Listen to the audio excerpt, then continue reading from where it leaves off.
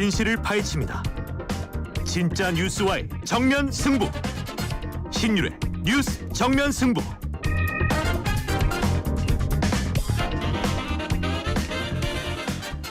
신율의 뉴스 정면 승부 2부 시작합니다. 1부에서 여의도 청년 정치 계속 이어갈 텐데요. 지금 스튜디오에는 국민의힘 장해찬 전 최고위원, 더불어민주당 박성민 전 최고위원 두 분 나와 계십니다. 자, 내란죄 좀 여쭤볼게요. 우리 장 최고께서는 내란죄에 대해서 어떻게 생각합니까? 지금 참고적으로 윤석열 대통령 측 변호인단은 내란죄 전혀 동의할 수 없다. 그리고 현재 이루어지고 있는 내란죄 수사는 광기라고 지금 얘기하고 있는데 어떻게 생각하십니까? 저는 법조인은 아니지만 제 주변 법조인들의 의견을 청취하고 자문을 구한 결과 내란죄는 성립하기 힘들 거라고 생각합니다. 내란죄가 성립이 되려면 일단은 국정 찬탈의 목적이 있어야 되는데 국군 통수권자이고 대통령이 뭐 새롭게 국정을 찬탈할 목적을 가졌다라고 보기는 힘들고요. 그리고 또 하나 이 내란 이전의 단계가 폭동이에요. 그런데 우리가 폭동이나 내란을 규정할 때 한 지방에 평온을 해야 할 정도의 어떤 물리적 폭력 소요 상태가 일어나야 된다고 법원에서 정의를 하고 있습니다. 예. 그런데 일정 부분 뭐 국회나 선관위에 군병력이 투입됐고 저는 그거 부적절하다고 봅니다만 그것이 어떤 대규모 물리적 충돌로 한 지방의 평온을 해야 할 정도로 갔다고 보기에는 이게 법리적 해석을 할 때 좀 무리가 있다고 봐서요. 이번 이 계엄 선포나 또는 계엄 선포 이후에 일정 부분이라도 군병력이 이 국회 등에 동원된 것에 대해서 정치적 책임을 우리가 물론 무겁게 따질 수 있고 그에 대한 비판을 또 정부와 여당 대통령이 감당을 해야 하고 이게 일정 부분 법리적으로 직권 남용 등에 대해서는 해당이 될지 모르겠습니다만 이걸 지금 내란으로 단정짓고 국회에서 어쨌든 동료 의원들끼리 마주 앉아서 회의하는데 내란 동조 정당이다 막 이렇게 단정을 짓는 것은 이 사태를 그냥 정치적 선동으로 몰아가기 위한 수단이다라고밖에 보여지지 않아서 저는 내란에 대해서는 이게 최종적으로는 법적 인정이 안 될 거라고 보고 있습니다. 예, 우리 박성민 전 최고. 폭동이죠. 그건 폭동이라고 봅니다. 그러니까 내란죄가 성립된다라고 보는데요. 일단 비상계엄 선포 자체가 예. 헌법과 법률을 정면으로 위반했던 폭동이었다고 생각을 합니다. 실제로 과거 이 전두환 등 내란죄 판결에서 신군부의 조치가 폭동이라고 평가했던 근거 중에 뭐가 있었냐면 비상계엄의 전국 확대 그 사실 자체만으로도 국민의 기본권을 제약하는 위협이 될 수 있다라고 이야기를 했고요. 그다음에 여기에 대해서 이 포고령 얘기를 좀 해보자면 포고령도 저는 폭동의 근거가 된다라고 생각해요. 비상계엄이 설령 정당하게 선포되었다라고 한다 치더라도 여기에 대해서 국회나 정당의 권한을 빼앗을 수 있는 그 권한은 없거든요. 계엄 사태에 대해서. 만약에 합법적인 계엄이었다라고 하더라도 예. 여기에서 제한할 수 있는 기본권은 언론, 출판, 집회, 결사의 자유에 한정되는 것이지 국회나 정당의 권한은 포함되지 않아요. 그런데 이번에 윤석열 대통령이 계엄 선포하고 나서 내려왔던 포고령 제1호 1항에 뭐가 있었냐면 국회와 지방의회, 정당의 활동을 금한다. 이렇게 이야기를 했잖아요. 그다음에 뭐 거기에는 심지어 다른 그 포고령 조항에는 뭐 전공이 복귀 안 하면 처단한다 이런 얘기도 있었잖아요. 그러니까 이런 거 자체가 이미 국회의 기능을 정지시키려고 했던 의도가 명확하기 때문에 헌법기관인 국회 한 명 한 명이 다 헌법기관인 이 국회의원들에 대해서 권능 행사를 불능케 할 목적의 어떤 강압이 분명히 있었던 것이다라고 보여지고 마지막으로 이제 그 소수의 병력이라고 대통령은 이야기를 했지만 결과적으로 국회의 장악을 계엄군을 보내서 하려고 했던 거 아닙니까? 국회에 지금 군인들이 창문을 깨고 들어왔고요. 심지어는 일부 어떤 이 지휘관들이 소극적인 저항을 했기에 망정이지 유혈 사태는 일어나지 않았습니다만 지금 나오는 얘기들을 보면 뭐 국정원 1차장의 폭로도 있었고 경찰청장의 폭로도 있었고 의원들 체포라든지 의원들 끌어내라 이런 지시가 대통령으로 하여금 분명히 있었다라는 것은 이것은 국헌을 문란하게 할 목적으로 폭동을 대통령이 저지른 거죠. 그렇기 때문에 내란죄가 아니고서는 이거는 설명이 될 수가 없다라고 생각을 해요. 비상계엄 자체가 불법인 거는 너무나 많이 이야기를 드렸고요. 요건에도 맞지 않고 절차도 제대로 지키지 않은 애초에 이것은 법적으로도 성립될 수 없는 계엄을 선포를 했고 그 뒤에 내려왔던 포고령이나 의원들 체포 지시나 국회에 계엄군을 보낸 것 또는 헌법기관인 선관위에 또 보내가지고 서버 탈취를 시도한 것 이 모든 거는 내란죄가 아니고서는 이건 설명할 수가 없죠. 근데요. 이게 지금 채널 A가 단독으로 정확하게 말씀드릴게요. 오늘 4시 23분에 이 보도를 한 건데요.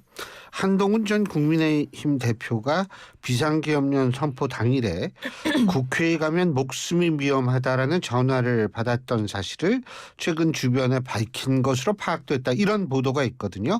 그러니까 국회에 가는 도중에 전화를 받고서 국회에 절대 가지 마라. 내가 들은 첫 번째 가면 체포될 거고 목숨이 위험할 수 있다라는 말을 전해드렸고 그런 얘기 들었다고 하면서 전화기도 끄고 하루 정도 은신처에 숨어 있어라. 너는 잡히면 안 된다. 이런 얘기를 지금 측근한테 했다라는 게 채널A 단독 보도로 지금 떴어요.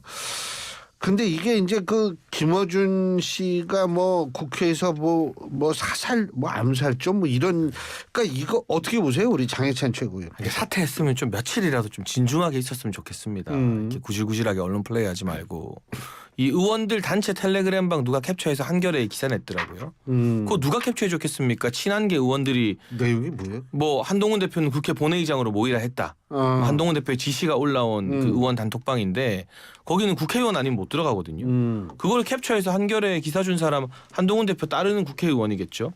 그 결국 한 대표가 하고 싶은 말은 나 억울하게 쫓겨났다 이건데 지금 이 시국에 본인이 뭐 그런 음모론 가득한 전화를 받았는데 용감하게 국회 갔고 이게 중요한 게 아니라 탄핵으로 가는 국면에서 보여진 이중적인 모습과 오락가락가락하는 태도 때문에 이 의원들로부터 불신임을 받은 거잖아요.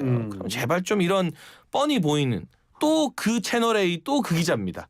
그런 언론 플레이 하지 말고 좀 자중하라는 말씀을 드리고 싶고. 채널A가 단독을 많이 했나 보죠? 뭐 정해져 있어요 늘. 그리고 이 사살존이 뭐니 하는 것은 민주당 내부 문건에서도 황당하다. 사실 가능성이 없다라고 나온 게 보도됐잖아요. 그러니까 민주당도 지금 온갖 선동과 확인되지 않은 관계자의 진술을 다 사실로 밀어붙이는 민주당도 이 사살조만큼은 선을 긋고 있어요.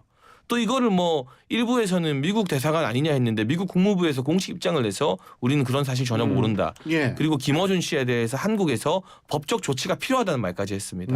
이런 음모론에 미국 끼어들이지 말라는 거잖아요. 그러니까 이게 황당무계한 것으로 미국 국무부뿐만 아니라 민주당 내부에서도 기각된 음모론을 이제 와서 단독 보도를 내면서 내가 뭐 사살 당할 뻔했는데 그 위험을 무릅쓰고 용감하게 갔으니 나를 좀 인정해줘. 이게 지금 이 시국에 해야 될 언론 플레이인가요? 저는 뭐 이런 음모론에는 여당이든 야당이든 지금 현직이든 전직이든 좀 단호하게 선을 그어야 된다고 봅니다. 네, 저는 뭐 한동훈 대표 뭐 전 대표죠 이제. 근데 한동훈 전 대표를 그렇게 제가 뭐 좋아하거나 옹호할 생각은 없는데 뭐 이 보도에서 봐야 될 건 한동훈은 용감했다 이게 아니고요.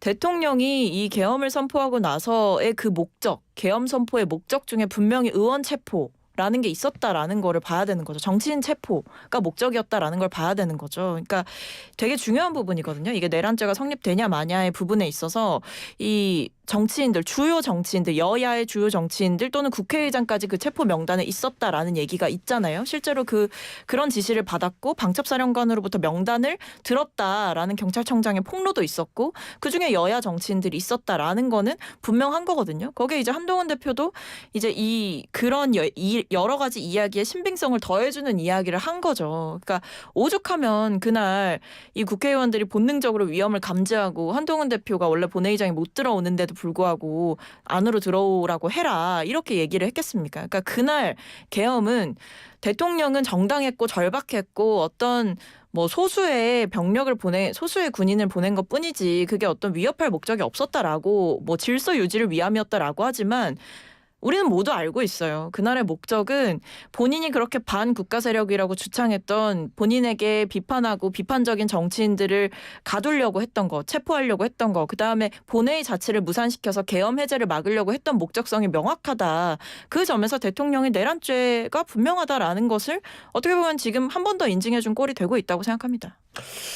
근데 지금 저희가 이따가 좀 다룰 주제가 따로 있거든요. 근데 우리가 여기에서 좀 주목해야 될 부분이 지금 검찰에서 윤 대통령 사건 이제 공수처에 이첩을 했고요. 그런데 그 야당에서는 윤 대통령을 긴급 체포해야 한다. 지금 이런 얘기하고 있는데 어떻게 보십니까, 장치훈? 좀 과도한 주장이죠. 예. 다시 말씀드리지만 직무가 정지됐음에도 현직 대통령 신분인 건 변함이 없습니다. 그런데 현직 대통령에게 혐의가 확정된 것도 아닌 일방 주장만으로 긴급 체포하는 것은 예. 너무 과도한 정치 선동이고요. 이게 내란죄 적용에 관련해서 우리나라에서 헌법 학자하면 제일 첫 번째로 거론되는 분이 허영 경희대 교수님이잖아요. 이거 내란죄 적용하는 것은 법적으로 잘 따져봐야 된다라는 기고문을 얼마 전에 썼어요. 그리고 헌법연구관 출신의 이인호 중앙대 법전원 교수님도 이건 자기가 봤을 때 내란죄나 위헌은 아니다.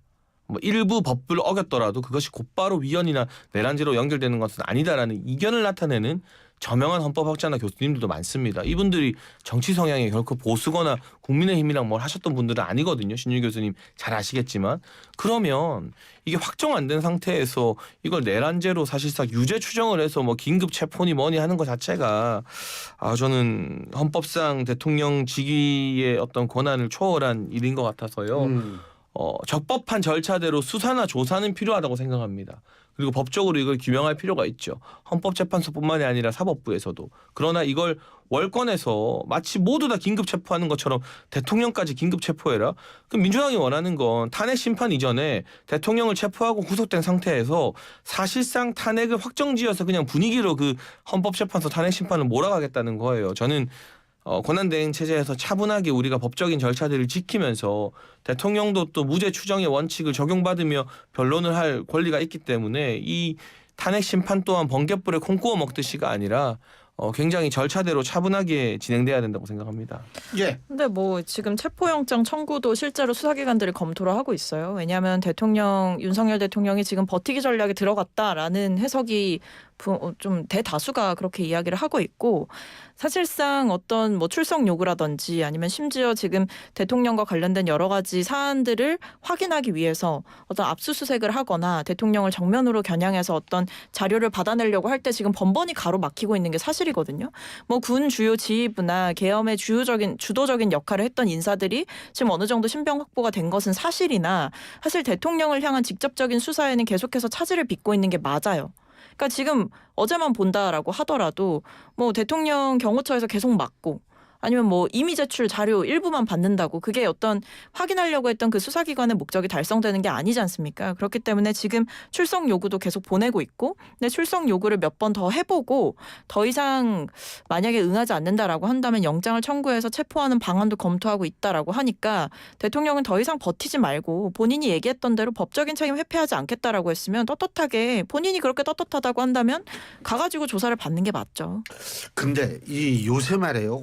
한데 또 그 건진법사라는 사람이 어제 체포가 돼서 영장 청구가 됐는데, 뭐 오는 언론이 조선일보입니다.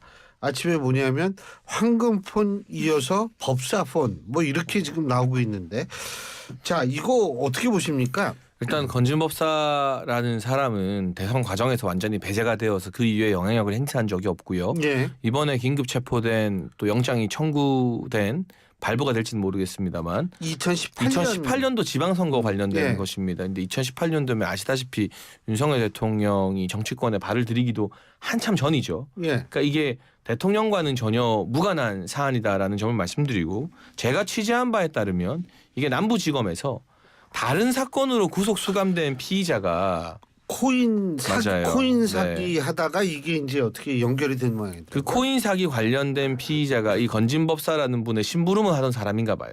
비서 역할을 하던.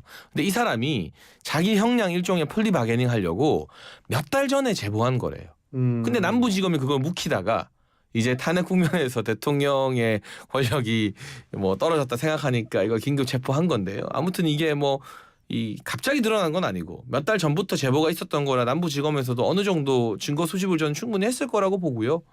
뭐 2018년 공천과 관련돼서 무리한 정치자금 오간 게 있다면 당연히 조사하고 처벌받아야죠. 다만 지금의 국면이나 대선 전후의 과정과 연관된 것은 아니다. 2018년 관련된 사건이다라는 것 정도 말씀을 드려야겠네요. 황금폰은요? 뭐 거기서 뭐 특별히 전 더 나올 게 있을 것 같지는 않습니다. 네. 황금폰에선 더 나올 네. 거 없다. 자, 우리 박성민 전 최고. 요새 아주 폰의 종류가 다양해요. 그럼요. 예. 중요하죠. 핸드폰이 얼마나 중요하겠습니까? 이 명태균 씨의 황금폰도 그렇고 건진법사의 폰도 그렇고 법사폰.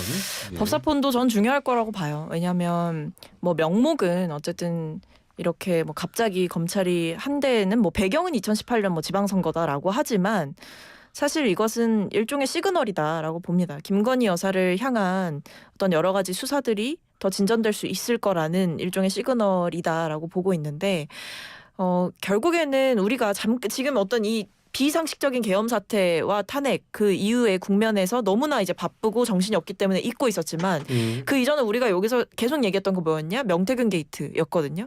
그러니까 이른바 대통령 부부의 대통령과 김건희 여사의 어떤 공천 개입 의혹이라던가 아니면 뭐 비선에 의한 국정농단 이런 부분들까지도 전방위적으로 의혹이 확산이 되어 있었어요. 뭐 명태균 씨와 김건희 여사의 관계에 대해서도 우리가 주목을 했었고 건진법사는 여러 차례 어떤 김건희 여사와의 밀접한 관계가 긴밀한 관계가 있는 거 아니냐라는 얘기가 나왔었던 만큼 대통령에 대한 뭐 내란죄 수사 이런 부분들은 이거대로 가고 그동안 얘기되어 왔던 뭐 공천 개입이라든지 아니면 뭐 비선에 의한 어떤 모종의 결탁이라든지 이런 부분들에 대해서 전방위적으로 수사가 확대될 수 있지 않을까. 그래서 김건희 여사 특검법에 대해서도 보다 좀 속도를 어떤 방식으로든 낼 수 있겠다. 그리고 검찰에서 김건희 여사 관련돼서도 무언가를 좀 밝혀낼 의지가 있다라는 것을 간접적으로 보여주시는 건가 이런 생각을 했습니다.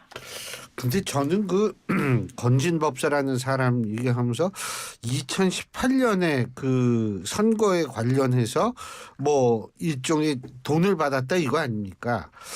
근데 그 정치권에 이렇게 뭐 법사 이런 사람들이 좀 있나 봐요. 근데 저도 깜짝 놀란 게 네. 이분이 2018년도 지방선거에 개입할 정도로 그러면 원래부터 정치권에서 활동을 했다는 뜻이잖아요. 글쎄 말이에요. 그러니까 이게 갑자기 뭐 우리가 아는 바로는 뭐 윤석열 대통령 부부와의 친분으로 잠깐 등장했다가 이제 문제가 되니까 사라진 인물로 알고 있었는데 저는 그 이전부터 정치권에서 나름의 브로커 역할을 했다는 거잖아요. 그렇죠. 그러니까 돈 갖다 준 사람이 있다는 거는 그거는 뭐 도력으로 했지. 뭐 그러니까 사실 이게 신기해요. 저는 네. 뭐 잘 몰랐지만 저도 근데 뭐 제가 상대당이라서 더 몰랐던 걸 수도 있었을 것 같은데 뭐 명태균 씨만 해도 뭐 주요 보수 정치인들과는 다 연이 있다라는 거 아닙니까? 그리고 뭐 심지어 특정 지역인 그 뭐 영남 지역에서는 뭐 영남의 황태자다 뭐 이런 얘기가 있었을 정도로 전방위적으로 어떤 정치권의 개입과 뭐 힘을 가졌었던 인물이다 이런 걸 봤을 때 뭐 건진법사도 뭐가 나올지 모르죠. 참. 그리고 뭐 그 저 탄핵 찬성한 의원들 뭐 그 뭐죠? 저 징계해야 된다 뭐 이런 얘기 나오는데 그거 어떻게 보세요? 네, 뭐 징계나 이런 건 차치하고요. 네. 저는 그분들이 소신으로 탄핵 찬성했으면 밝혔으면 좋겠어요. 안 밝히는 게 더 비겁하고 이중적인 거 아닙니까? 아니 국회의원으로서 특히나 여당 국회의원으로서 자당 소속 대통령 탄핵에 찬성을 했으면 그게 나라를 위한 거라는 소신이 있는 거잖아요. 근데 그 소신은 왜 보수 진영 내에서 여론이 불리하게 흘러가니까 숨깁니까? 그러니까 그로 인해서 뭐 당에서 어떤 처벌이 있든 아니면 지지자들이 그 사람을 배신자로 규정해서 규탄을 하든 아니면 또 반대로 탄핵에 찬성하는 국민들이 그 사람들한테 박수를 쳐주든 정치인은 자기 소신에 대해서 밝히고 책임을 져야 될 의무가 있어요. 그런데 찬성 던진 건 12명인데 지금 명시적으로 찬성 의사 밝힌 7명 외에 나머지 5명은 이 꾹 닫고 있잖아요. 근데 그 뭐 좀 그게 되게 비겁한 것 같아요. 기권하고 뭐 맞아, 이런 하면 것까지 23표죠. 23표. 네. 근데 어쨌든 기권표는 200표에 영향을 안 주니까 12명이라고 좁게 보면 근데 그 와중에 명시적 찬성 의사 밝힌 7명 중에서도 나중엔 나 뭐 기권했다 이렇게 말 바꿨다는 사람도 있고 그러니까 뭐 당 차원의 징계는 당 지도부에서 결정할 일입니다만 정치인이면 자기가 행사한 표 더군다나 이거는 국가의 운명을 이 결정짓는 굉장히 중요한 표결이잖아요. 찬사를 받든 비난을 받든 자기 소신을 밝히고 솔직하게 책임지는 태도가 필요하지 이게 법적으로 무기명 투표라고 해서 찬성표 던져놓고 아무 말도 안 하고 가만히 있는 거 전 이거 진짜 비겁하고 정치인답지 않은 행위라고 생각합니다. 네. 저는 뭐 그분들한테 비겁하다라고 얘기할 건 아니고 지금 뭐 이 찬성표를 찾아내야 된다 일종의 뭐 색출 작업을 벌이는 이런 인사들이 더 비상식적인 거라고 봐요. 그래서 국민의힘의 입장은 뭐죠? 그러니까 대통령의 계엄이 잘못됐다. 뭐 거기에 동의하지 않는다. 우리 누구도 동의하지 않는다. 그런데 탄핵은 안 된다. 그리고 탄핵시켜놨더니 또 탄핵했던 사람들 찾아내가지고 거의 뭐 사실상 당 나가라 수준의 어떤 인민재판을 벌이고 있는 거는 저는 민주주의 정당에서 있어서는 안 되는 일이라고 생각을 하고, 심지어는 이런 대통령이 정말 엄청난 짓을 저질렀는데도 불구하고 이것까지도 어떻게 보면 감싸고 있는 것인가라는 생각이 들 정도로, 왜 그런 얘기했다고 하지 않습니까? 뭐 친윤계 의원들 90명인가요? 똘똘 뭉쳐가지고 우리 중심으로 가야 된다라고 모종의 결의를 하고, 심지어 원내대표 선출된 것만 봐도 거의 뭐 압도적인 표 차이로, 뭐 2배 이상의 표 차이로 권성동 원내대표가 돌고 돌아 또다시 친윤 원내대표가 들어오지 않았습니까? 대통령이 탄핵된 마당에도요. 그러니까 이 상황을 봤을 때 국민의힘은 아직도 정신을 못 차렸고, 지금 화살이 향해야 될 때는 탄핵에 찬성표를 던진 사람이 아니라 윤석열 대통령을 향해서 화살이 향해야 되는 게 맞고요. 처절한 반성과 성찰을 해야 되고, 국민들 앞에 모두가 석고대죄를 해도 모자랄 타이밍에 탄핵에 누가 찬성했어 이러면서 집단 린치하는 거는 사실 이거 폭력적인 거죠. 그런데 탄핵에 반대하는 25%의 국민도 국민이고, 특히 국민의힘 지지층 내부에서는 탄핵 반대 여론이 3분의 2 이상으로 높아요. 그럼 그분들을 대변하는 것도 어려운 국면에서 국민의힘 정치인들이 해야 될 일이에요. 그리고 의원들이 다수결로, 민주주의의 원칙이 다수결이라서 탄핵이 소추가 된 건데, 국민의힘 내부 의원총회에서는 다수결로 탄핵 반대가 당론입니다. 근데 그 당론 자체를, 탄핵 반대 자체를 부당하다고 치부하고 그 전제 위에서 탄핵 찬성한 의원들만 옳다고 하는 것은 옳지 않죠. 근데 민주주의를 수호하는 것도 국회의원의 역할이죠. 그러니까 국회의원들은 한 명 한 명이 다 헌법기관이지 않습니까? 대통령이 불법적인 계엄을 선포하고 반헌법적인 계엄을 통해 가지고 국회의 권능을 마비시키려고 했던 그 행위를 헌법을 수호하고 삼권분립의 원칙을 지켜서 정치를 해야 되는 정치인들이 해야 될 일은 아닌 거죠. 그거는 박최고의 개인 입장인 거고, 그 헌법기관의 90여 명 정도가 탄핵에 반대한다면 그것도 저는 존중받아야 될 입장이라고 생각합니다. 알겠어요. 한동훈 대표의 정치적 미래 어떻게 보세요? 본인 뭐 포기하지 않겠다 이렇게 얘기를 하는데. 근데 터진 거품이 다시 살아나는 경우가 있나요? 저는 잘 못 본 것 같습니다. 그러니까 이게 이 탄핵 국면에서 터진 거품은 다시 살아나는 경우를 저는 못 본 것 같고요. 이 탄핵 국면에서 의원들에게 불신임 받아서 최고위가 붕괴돼서 당대표 사퇴한 게 문제가 아니라 차기 주자 지지율이 한 자리로 꺾였어요. 이게 총선 국면에는 이재명 대표 이긴 적도 있었거든요. 그런데 불과 1년 남짓한 기간 만에 이 자기 지지율을 이렇게 닦아먹고 한 자리로 떨어지면 다시 반등하는 게 사실은 불가능하죠. 정치 공학적으로는. 물론 미래를 제가 다 예견할 수는 없습니다만, 이게 단순히 뭐 윤석열 대통령과 각을 세워서 탄핵을 찬성해서가 아니라 본인의 1년여의 정치 여정의 결과로 뭐 많을 때는 뭐 30몇 프로 나왔던 게 이제 7% 8%가 된 거잖아요. 이걸 다시 되살리는 게 저는 가능할까 싶어요. 근데 그저 국민의힘 후보들은 다 이 한 자릿수더라고요. 다 고만고만하죠. 예. 네.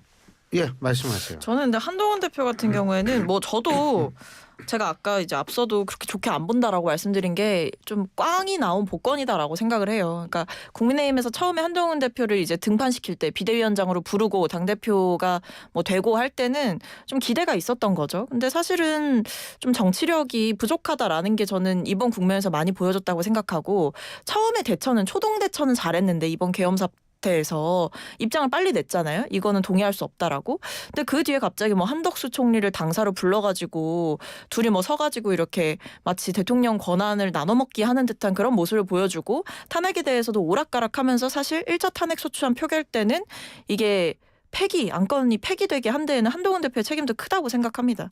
아마 그래서 한동훈 대표가 재기를 노린다라고 하더라도 일단 당내에서 저는 어떤 것들을 하기는 어렵다라고 보고, 한동훈 대표가 기댈 것은 아마 수사 상황밖에 없을 것이다라고 봐요.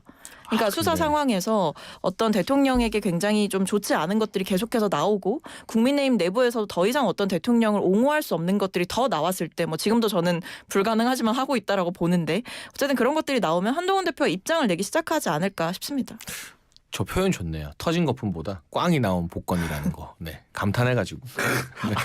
저도 감탄했습니다. 무슨 심각한 얘기하는 줄 알았더니 거품이냐 복권이냐 이 얘기였네요. 칭찬해드리려고. 네. 예. 너무 비유를 잘 저도 쓰셔서. 거품 표현 인상 깊게 들었습니다. 아이고, 야 분위기 좋네요. 예, 자 오늘 두 분 말씀 여기까지 듣죠. 고맙습니다. 감사합니다. 예, 지금까지 국민의힘 장해찬 전 최고위원, 더불어민주당 박성민 전 최고위원 두 분과 함께했습니다.